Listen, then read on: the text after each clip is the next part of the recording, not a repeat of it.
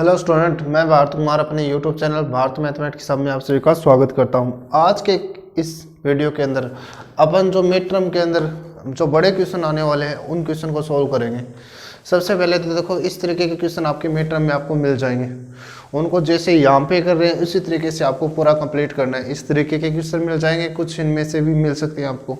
तो सबसे पहले देखो, एक क्वेश्चन है आपका कि एक सारणिक दिया हुआ मिलेगा 1 2 1 3 1 4 एंड यहाँ पे 3 है भी 1 2 3। इसमें बोल रहे कि सारणिक का मान ज्ञात कीजिए। सारणिक का मान ज्ञात कीजिए। सबसे पहले सारणिक का मान ज्ञात करने के लिए हमें इतना पता होना चाहिए कि इसके अंदर अगर अपन ध्यान से देखें 1 2 3 3 1 4 एंड 1 2 3 कि इसका मान शून्य आएगा। शून्य क्यों आएगा? क्योंकि अगर इसका C1 देखें तो 1 2 3 एंड C3 देखें वो भी कितना है 1 2 3। C1 और C3 के एलिमेंट इक्वल है तो इसका मान क्या आ जाएगा? शून्य। क्यों आता है? क्योंकि हमने पढ़ा अगर किसी सारणी में किन्हीं दो भुजाओं या पंक्ति या स्तंभों के सभी अवयव इक्वल है तो उसका मान क्या आएगा? 0।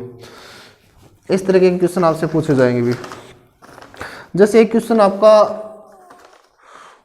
डिटरमिनेंट में करवाया हुआ है, जैसे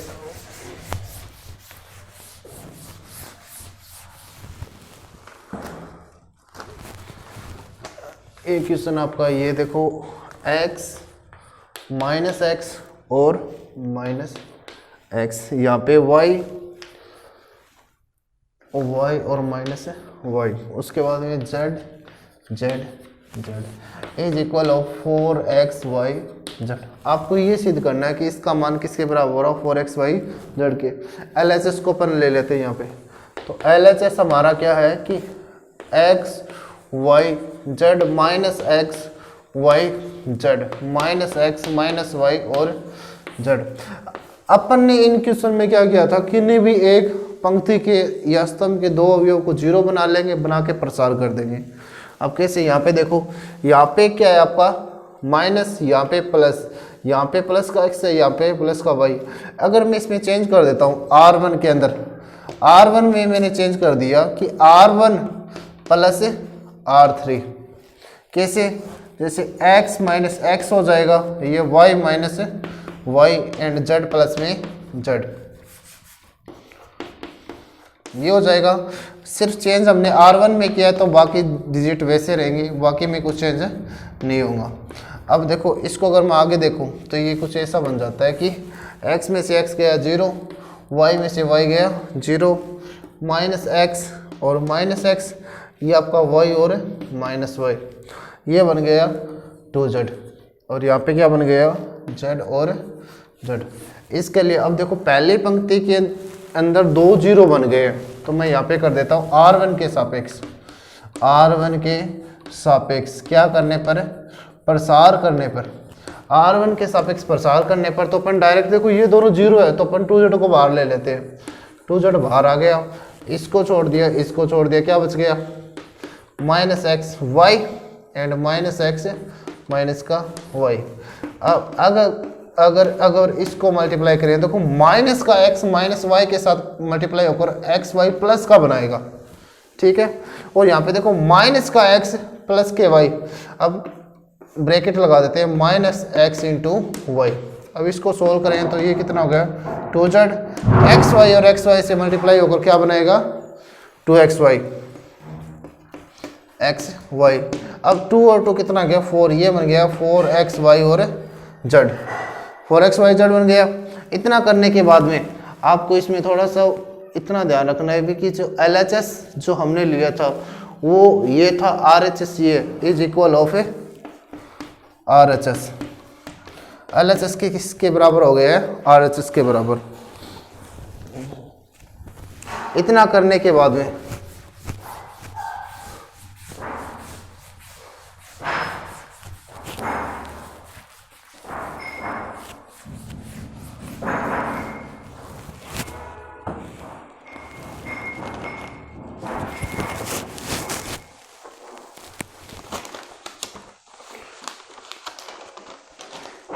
एक क्वेश्चन आपका ये है कि अगर y is equal to 3 log e की पावर x, इसको करना है तो वापस वही समीकरण नंबर इसको 1 मान लो, ठीक है। और समीकरण नंबर 1 x के सापेक्ष क्या करने पर, x के सापेक्ष अवकलन करने पर, x के सापेक्ष अवकलन करने पर, इतना करने के बाद दोनों तरफ डी अपॉन में dx का क्या हो जाएगा, मल्टीप्लाई, डी अपॉन में dx, यहाँ पे डी अपॉन में dx, 3 log e की पावर x। इतना करने के बाद देखो ये बन गया आपका dy अपॉन में dx, 3 बाहर आ जाएगा, डी अपॉन में dx log e की पावर x बन गया, ठीक है। ये बन गया भाई dy अपॉन में dx, 3 यहाँ पे था, log x का अवकलन कितना हो जाता है 1 अपॉन में e की पावर x, और d अपॉन में dx e की पावर x, e की पावर x का अवकलन 3, 1 अपॉन में e की पावर x डॉट e की पावर x हो गया। अगर आप इसको इतना करें फिर भी सी है, इसको इससे कैंसिल कर लो, आंसर वैसे आपका 3 आ रहा है, ठीक है।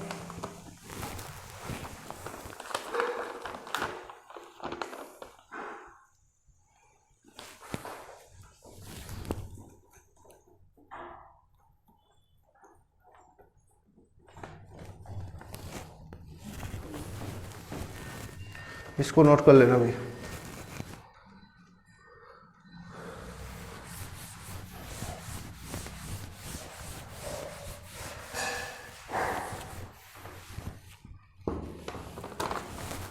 एक क्वेश्चन आपका ये 1 1 1 यहाँ पे a b c a square b square c square, ये किसके बराबर है, a minus B, b minus C और c माइनस ए। अब इसका मान आपको ज्ञात करना है। इसका मान ज्ञात करने के लिए मैंने पहले ही बोला था आपको कि नहीं, 2 को सिद्ध कर लो और तीसरे के सापेक्ष क्या कर दो, प्रसार। कैसे, जैसे यहाँ पे a है, यहाँ पे b है ना, अगर मैं c1 में चेंज कर रहा हूँ क्या, c1 माइनस c2, साथ में सेकंड में हमें b माइनस c करना है तो b यहाँ पे c यहाँ पे, तो मैं c2 में चेंज कर रहा हूँ क्या, c2 माइनस c3। ये हो गया 1 minus 1 a minus b a square minus b square, 1 minus 1 b minus c b square minus c square, 1c c square, ठीक है। जब इसको आगे देखेंगे तो ये बन जाएगा, एक में से ये गया 0, ये a माइनस b, ये 0, ये b माइनस c, 1 और यहाँ पे c। अब यहाँ पे एक चीज़ आपको ये चीज़ ध्यान में रखनी है भी कि अगर a square minus b square को अपन लिख सकते हैं a माइनस b और a प्लस b, ठीक है। वैसे b square minus c square को b प्लस c और b माइनस c, और इसको मैं डायरेक्ट वैसे का वैसे लिख रहा हूँ, ठीक है। इतना करने के बाद यहाँ पे देखो a माइनस बी इसमें भी है और इसमें भी है, b माइनस c इसमें भी है और इसमें भी है। मैं क्या कर रहा हूँ कि अगर c1 से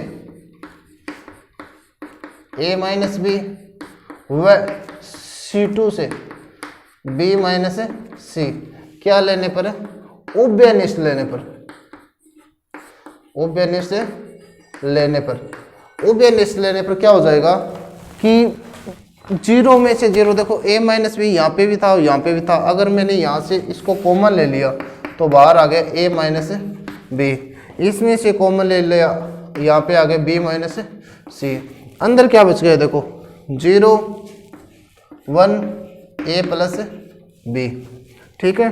और यहाँ पे देखो 0 1 b प्लस में c, 0 1 b प्लस c। इतना करने के बाद में 1c और c square, 1c c square. अब हमें पता चल गया कि हमें r1 में 2 0 मिल गए, 2 0 बन गए, तो हम अपन r1 के सापेक्ष क्या कर देंगे, प्रसार। यहाँ पे लिखते हैं r1 के सापेक्ष प्रसार करने पर, r1 के सापेक्ष प्रसार करने पर बाहर क्या था, बाहर था a माइनस बी और b माइनस सी था। अब मैंने यहाँ पे इस को बड़ा ब्रैकेट लगा दिया, अंदर क्या बचेगा देखो, इसको छोड़ दिया, इसको छोड़ दिया, 1 1 ए प्लस बी और बी प्लस सी। इसको करने का तरीका देखो भी, ये तो हो गया ए माइनस बी, ये बी माइनस सी, यहाँ पे एक है, एक को लिखो चाहे ना लिखो, बी प्लस सी को इससे गुणा करें तो बी प्लस सी, बीच में इन दोनों के बीच में सूत्र वाला साइन आ जाएगा और यहाँ पे क्या बचेगा ए प्लस बी। अब ध्यान से देखो, ये सूत्र वाला माइनस का निशान अगर हटेगा तो अंदर वाले दोनों किसके हो जाएंगे, दोनों हो जाएंगे प्लस के। तो यहाँ से कैंसिल क्या हो रहा है, माइनस का बी प्लस के बी से क्या हो रहा है, कैंसिल हो रहा है ना। तो यहाँ से आपका आंसर आ रहा है A minus B, B minus C और C minus A is equal of R H S, is equal of R H S. इतना करने के बाद में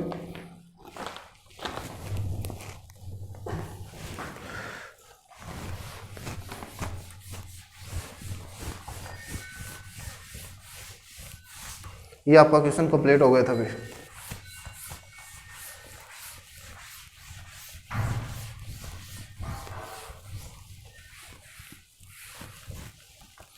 अब एक क्वेश्चन आपका ए इनवर्स याद करने वाले उस तरीके का क्वेश्चन आएगा। तो उसके लिए देखो, एक क्वेश्चन आपका यदि ए इज इक्वल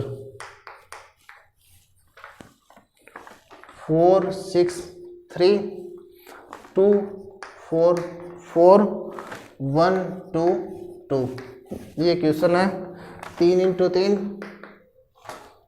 तब ए इनवर्स ज्ञात करो, ए इनवर्स ज्ञात करो। ए इनवर्स याद करने के लिए सबसे पहले तो हमें ए इनवर्स का सूत्र याद होना चाहिए। ए इनवर्स का सूत्र क्या होता है आपका, ए inverse is equal of adjoint of A upon में ए का सारणिक, ठीक है।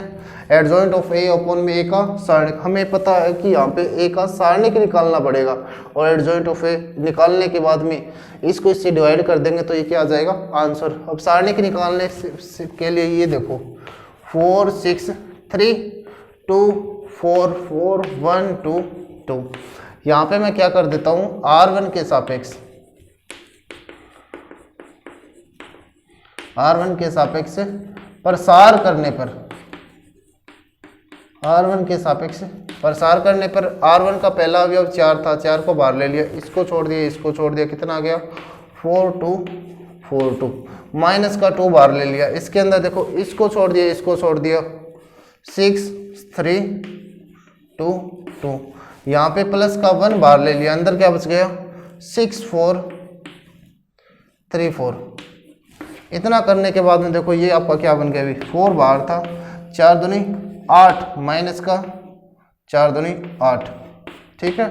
यहाँ पे 6 दूनी 12 माइनस 3 दूनी 6, देखो 3 से गुना कर रहा हूँ, 6 दूनी 12 माइनस 3 दूनी 6 प्लस का 1, 6 चौके 24 माइनस 4 3 12। अब यहाँ पे देखो 4 गुणा 0, ये सारा कितना हो गया 0, ये टोटल वैल्यू 0 हो गई, माइनस 2, 12 में से 6 गए 6 प्लस का 1, 12 में से 24 गए, मतलब 24 में से 12 गए, कितने बचे भी 12। जब इसको मल्टीप्लाई करेंगे तो जो 0 हो गया, माइनस के 12 और प्लस के 12, इसका मान क्या आ गया 0 के बराबर, बराबर आ गया। बराबर आते ही अब हमें पता है कि अगर इसका मान 0 के बराबर आ जाए तब ए इनवर्स विद्यमान नहीं होगा, विद्यमान नहीं होगा।